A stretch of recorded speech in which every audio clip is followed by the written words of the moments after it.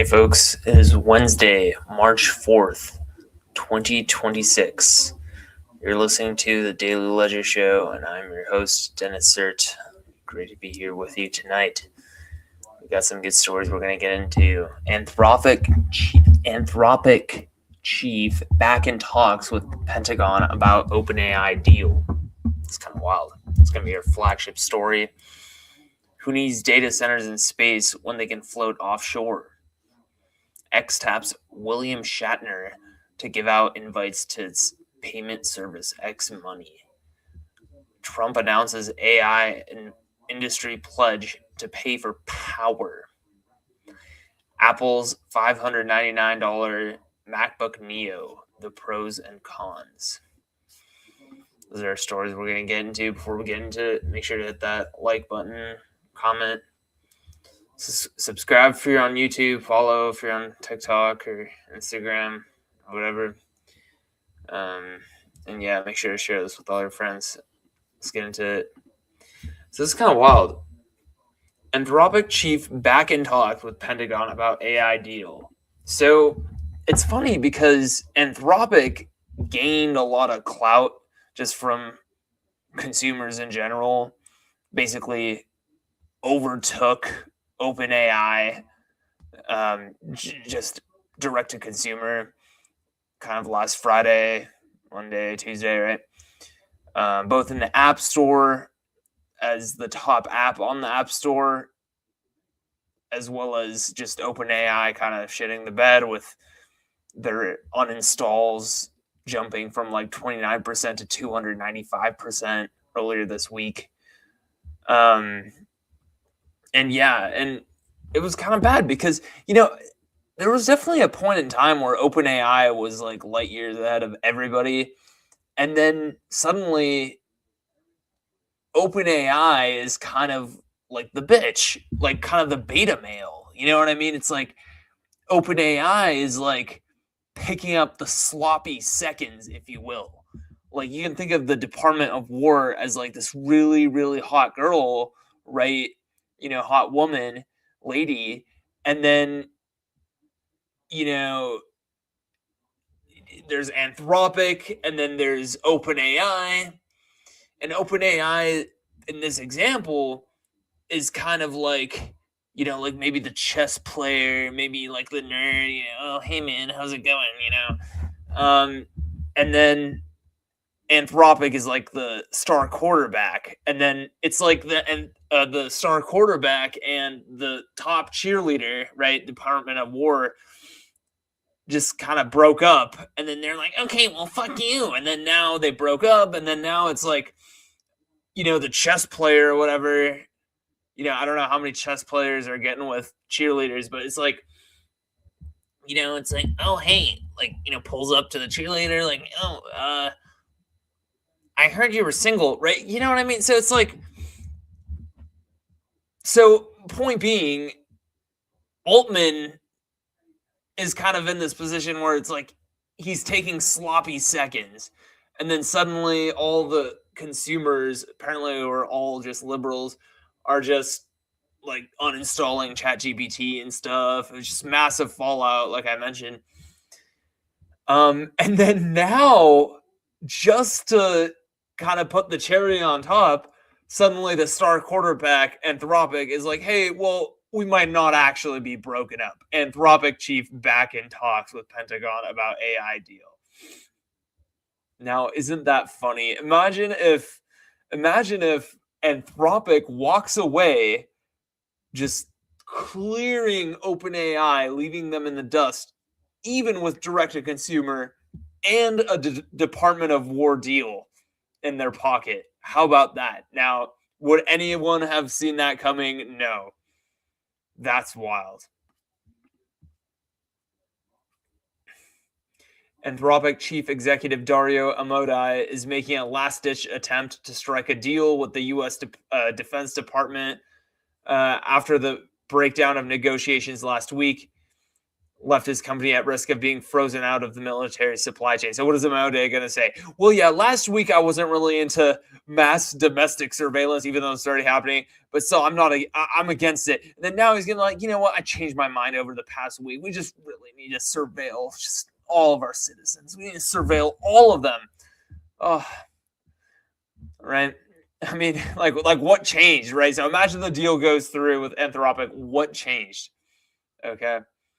It's like suddenly, you know, I thought about it. I am actually into automated AI killing. You know what I mean? It's like I slept on it. You know, it's like yeah, imagine like you decided not to buy like a used car, and then the night after you're like, you know what? I thought about it, and you call up the used car salesman. He's like, you know what? Actually, I decided I'll go ahead and buy it. Right. So it's like same thing, except with like automated AI weapons. Right. So it's like, you know what? I decided that I'm actually for just like automated AI killing and mass domestic surveillance. So, yeah, I'll take it. Thank you very much. Have a great day. Yeah. Okay. The attempt to reach a compromise agreement follows a spectacular collapse of talks last week. We haven't given dictator style praise to Trump. Oh, okay. Okay. You know, it's funny because it's like, oh my God, yeah, stick it. All the liberals, uninstalling ChatGPT suddenly. It's like, oh my God. First of all, OpenAI is pretty liberal. So it's like, I don't even, whatever. Like, yeah, that aside. The other thing is, though, it's like, yeah, we're going to stick it to the man. Yeah, you know what? Trump's a king, no kings, whatever. And then when Biden gets in bed with Pfizer and then Moderna and everyone, it's like, AstraZeneca. And then suddenly, they mandate it everywhere. All the liberals who are like, oh my God, uninstalling ChatGPT, they're all quiet. They're like, yes. Oh, please vaccinate me.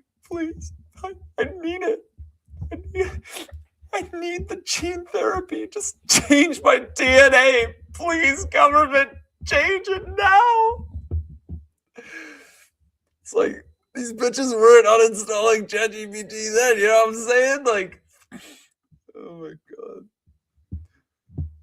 Who needs data centers in space when they can float offshore? So the idea here is like, okay, now they're trying to build, like, people have been talking about putting data centers in AI, or oh my God, data centers in space since like October of last year.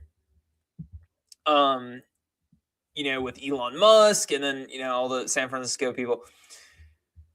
And so now they're talking about like, okay, well, space, how about offshore, right? So I guess they're kind of, I guess, these startups specifically are wanting to build data centers kind of off the coast of Norway and stuff like that, right?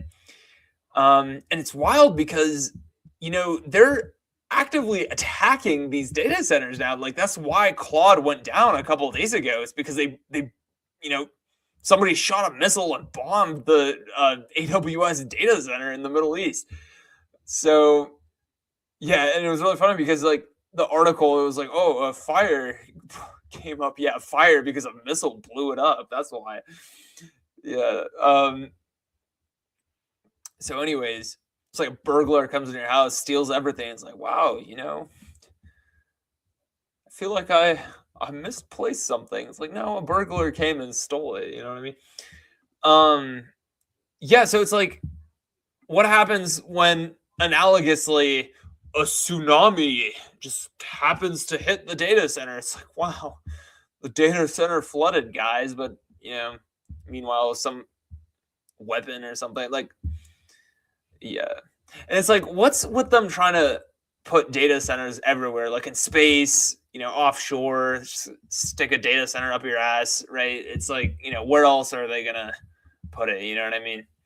X taps William Shatner to give out invites to its payment service X Money. Okay. So it's PayPal or Venmo, but It's a new version. Okay. Well, how many times is Elon gonna do this? For God's sake, is he gonna have like a X money mafia or something like that? X money mafia. Oh my god. Trump announces AI industry pledge to pay for power. Companies including Google, Microsoft, and OpenAI committed to pay for their power plants and grid updates needed to run their data centers. Yeah, because the public started, like, public sentiment started kind of weaning away from data centers and stuff. Because, I mean, the whole debacle with uninstalling ChatGPT and the uninstall rate going up to 295%, like, people don't. I mean, how much do they really care about AI if they can just throw away their whole X memory thing? Like, I actually opted out the day they came out with X memory because it's like, I mean, I look like I've been pretty open about surveillance. Like, they're always everybody is. You just assume anything you do ever, anything you say ever, like both in person and kind of like digitally, obviously. Imagine just like every spy agency in the world, all the big tech players like Meta, they just instantly have access to it and it's added to like your little digital portfolio, right? But that being said, I also don't want to kind of hand my data on a silver platter, right? So I did turn off ChatGPT memory kind of the day it came out. Anyways, but that is to say, like, a lot of people seem to really like ChatGPT memory, right? And they had like this sort of like almost Spotify unwrapped, analogous thing in December of last year, and everyone was talking about it. So it's like, despite all of that investment that kind of the normies put into ChatGPT, right? They're willing, like, years of, so-called memory, right? They're just willing to just uninstall and just like, oh, I hate Trump. Uninstall ChatGPT. Yeah, that'll show him. And then suddenly it's like, okay, blank slate with Claude. All right. By the way, Claude has kind of sucked for the past like 2 or 3 days. Like, I'm a power user with Claude Code, and let me tell you, performance has degraded recently. Like, in the past few days, it's fucking sucked. Like, it's gotten dumber. So I don't know. Is it the usage? Is it all these people jumping on and being like, "Oh my god, like, let me install Claude." But yeah, the point being is, like, they're willing to throw away their ChatGPT memory at the drop of a hat for, especially if it's politically motivated. And then what, right? It's like, point being, they don't really. Most people, I think, don't actually care that much about AI, right? Especially if you're like a normie. And so, anyways, that would mean if people don't care much about AI, they also don't care about data centers, right? And that's kind of where things are going. Bernie Sanders a few months ago came out and was like, oh, well, you know what? We need to put a moratorium on data centers, right? So, of course, kind of puts a stick up the ass of these big AI companies. They need to kind of like reassure everybody that, like, hey, like, we're going to pay for it. It's like, okay. Apple's $599. Well, and let me just like put a pin on this point. The idea, of course, is like the more data centers there are, the more like electricity it pulls from the grid, the higher the prices go for the consumers. So that's kind of the idea. Apple's $599 MacBook Neo, the pros and cons. So, okay, they made a cheap-ish laptop. I mean, it's colorful. It's basically a potato. I guess it uses like an advanced iPhone chip. So immediately I think, okay, they're competing with Chromebook or something, like whatever. Yeah, I mean, there's no notch, there's no dynamic island. They just made the bezels thicker, and I don't like it. It looks kind of like 2016-esque. You know what I mean? Like, I thought we got past the thick bezels. It just kind of looks disgusting. for that reason alone. And what's funny is that with the 17E, and let's end on this, it's funny because they went back to the notch, which we haven't seen since like the iPhone 13, I want to say, around there. And it's like, okay. And here's the thing, like the dynamic island that the newer iPhones have, it almost looks worse than the notch. And I've always thought that.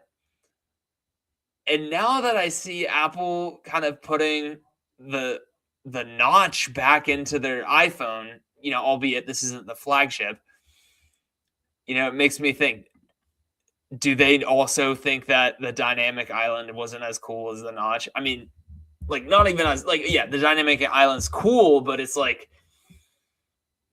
I don't know, it kind of does take up a little bit more space, and it's not really as aesthetic as the notch, because the notch is like against the bezel, and the dynamic island is just kind of like, like a shit stain on the screen. You know what I mean? It's like, get away from me. You know what I mean? Yeah. Anyways, okay. So I think we can leave it there for tonight. I'll see you guys tomorrow. Peace.